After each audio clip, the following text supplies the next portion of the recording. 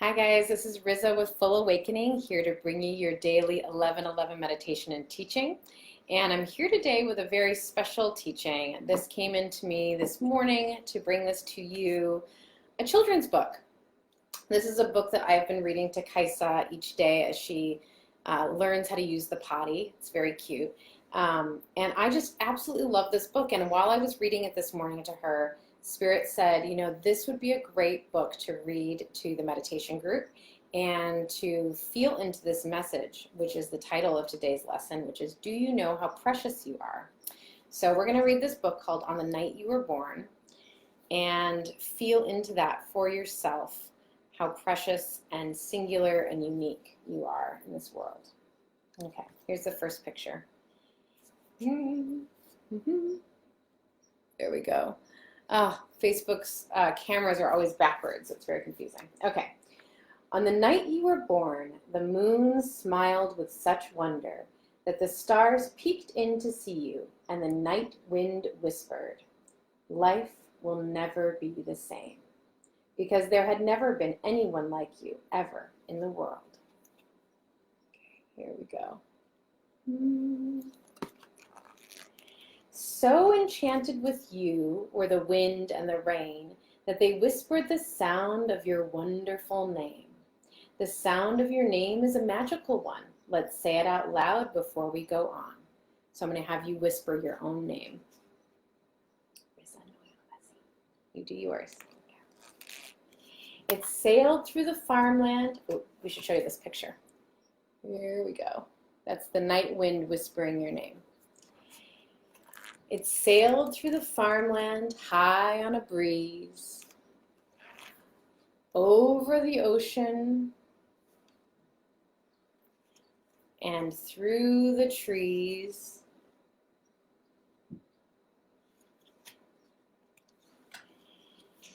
until everyone heard and everyone knew of the one and only ever you. Look at those little duckies singing your name. Not once had there been such eyes, such a nose, such silly, wiggly, wonderful toes. I think that I'll count to 3 so you can wiggle your toes for me. I'm wiggling my toes. Are you wiggling yours?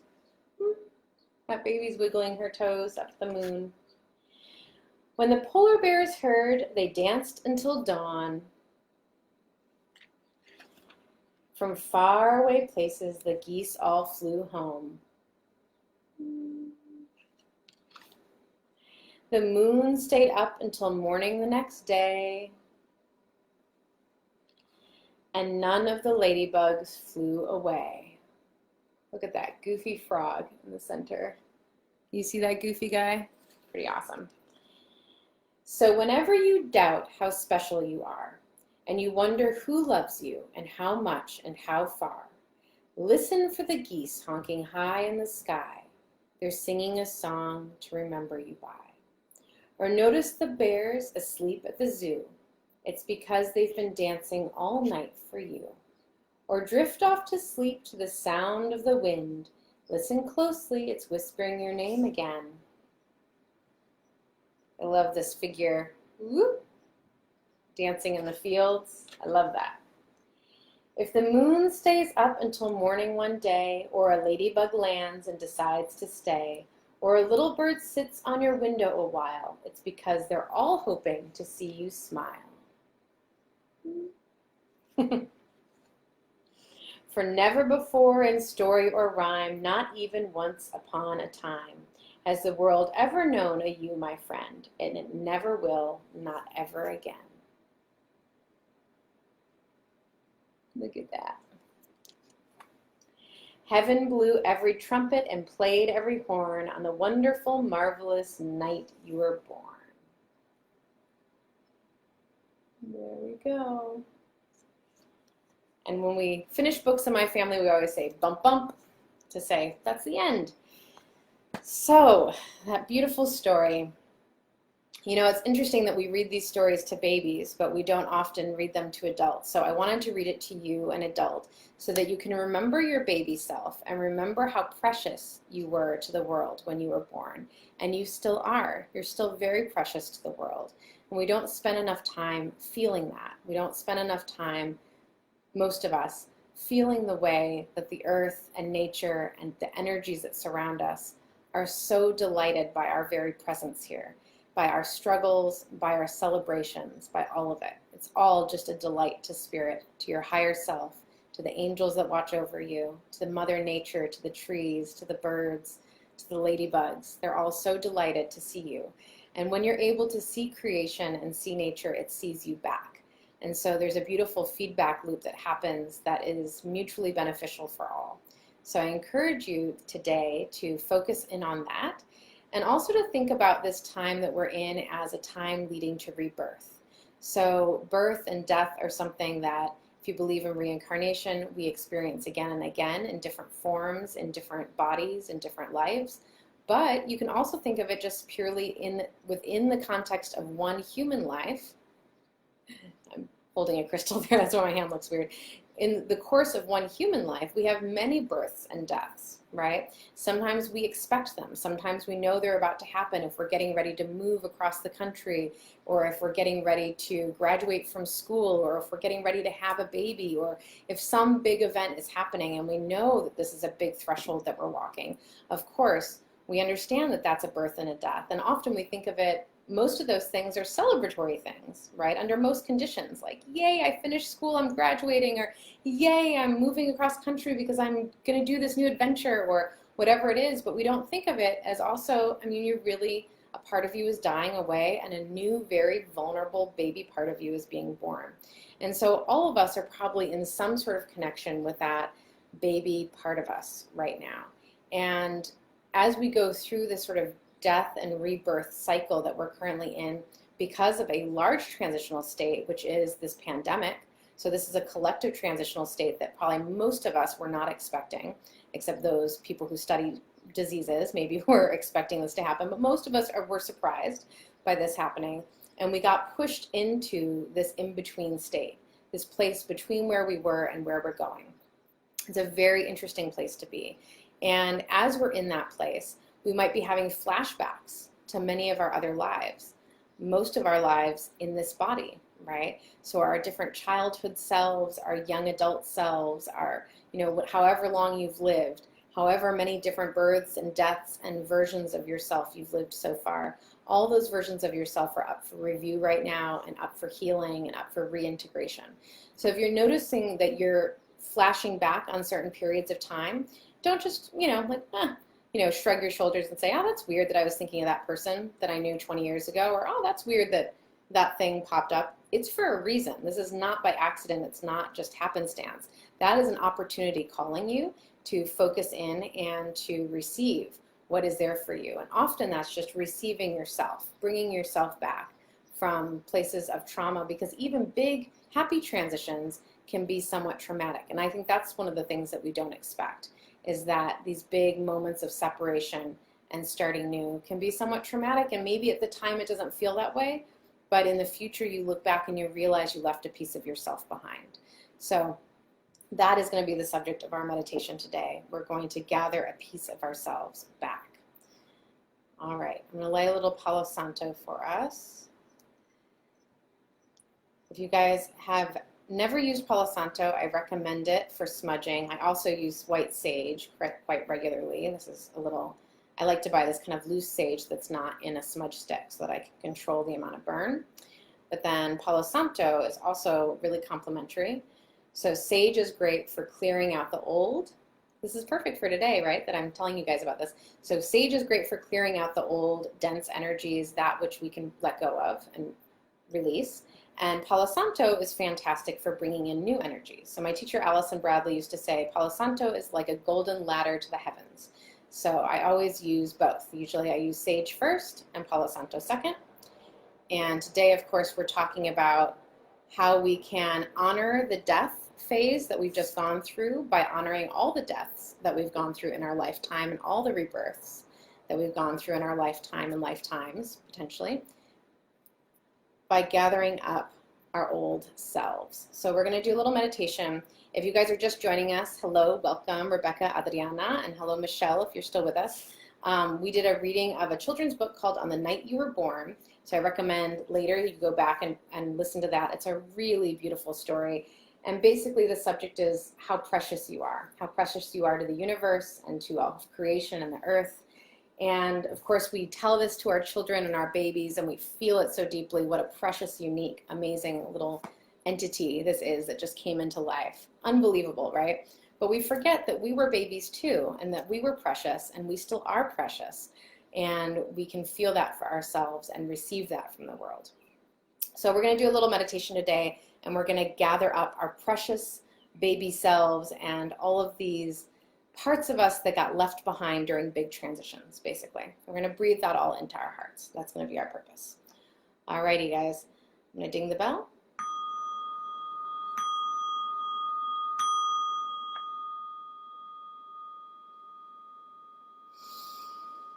And invite you to close your eyes.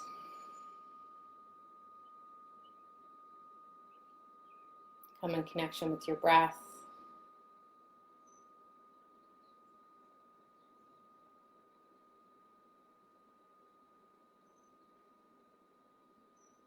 And open your heart, breathing into your heart energy.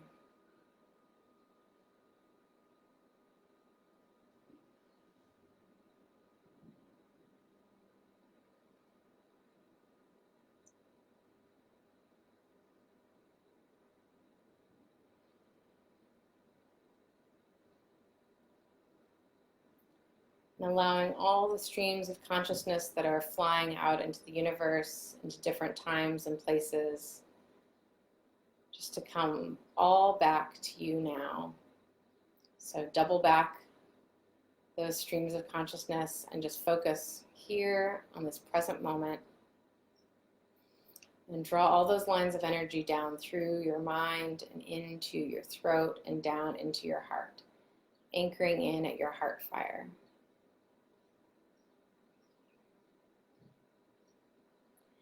And as we did the other day, this practice, I'm going to have you guys place your left hand on your hearts and just give your heart a little bit of a pat with your left hand.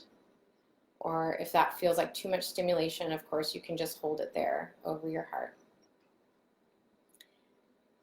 And say to yourself, I am a safe place to be. I am a safe place to be. I am a safe place for me.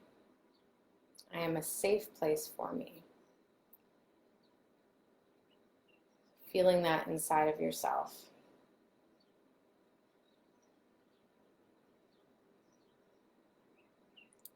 And perhaps imagining that heart area where your heart fire is lit as a beautiful cave that is welcoming, inviting. It's homey in there. You have a beautiful seat or series of seats around the fire. Anything else you need to make that heart cave into a welcoming, nurturing place to be. Because that is where we are going to welcome our former selves that have been woken up during this great time of transition we're all in. Okay.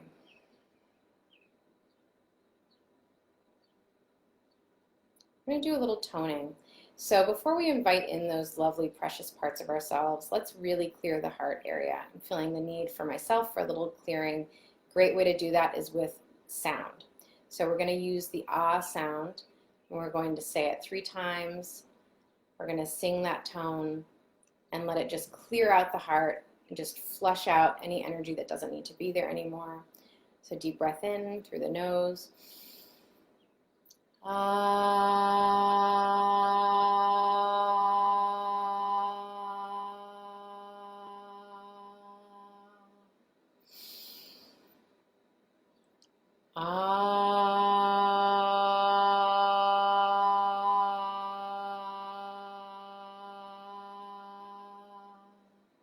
One last time.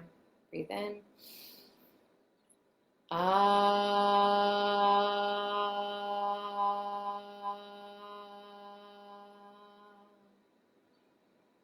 Wonderful. All right, now imagine that you are standing on a ledge outside that heart cave with your arms open wide to the night sky or day sky, if you will, whatever time of day it is, and make a call out into the wind, that beautiful wind that we were talking about in the children's story, and call all aspects of yourself that are ready to come home. Any parts of you, particularly that you left behind during a transition from the whole old to the new, anyone that got left behind in that transition, welcome them home now. Because the more parts of you that are home in your heart and in this present moment and integrated into this experience, the more full, the more alive, more joyful you will be able to feel. And so if you're feeling strong and able to take on more of yourself right now, send a call to welcome your precious self home. And perhaps imagine that your selves are coming up this mountain into this cave or being carried by huge storks, however you want those selves to be delivered to you. Let them come.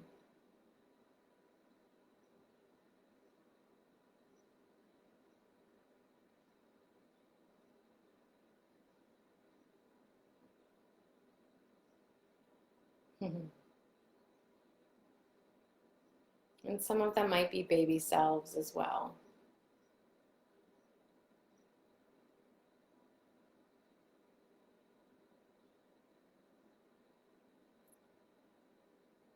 And let them all come in and find a comfortable place.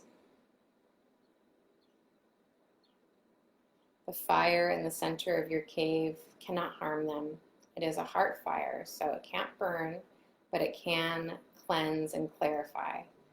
So if any of your beings are attracted, any of your former selves are attracted to that fire, don't worry.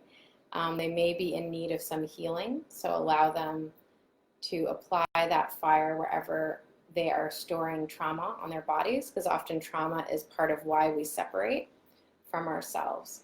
So gather around the fire and allow the fire to be an active participant.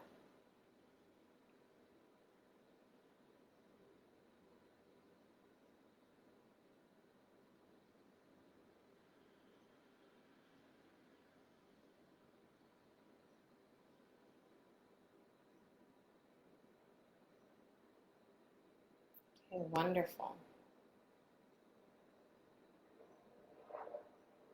And now we're going to just share that fire energy with our whole bodies so that we can fully reintegrate all those little parts of ourselves that we welcomed home, all those precious, precious parts of ourselves. So gazing into your heart and into that fire and that cave where all your little selves have come home to. Let them know that you know how precious they are and how much they are wanted and needed at this present time and place, and that we're on a great adventure together. A great adventure of discovery and healing and creation, co-creation. And the universe and the earth is so pleased that they exist, that you exist, and that you can be together again.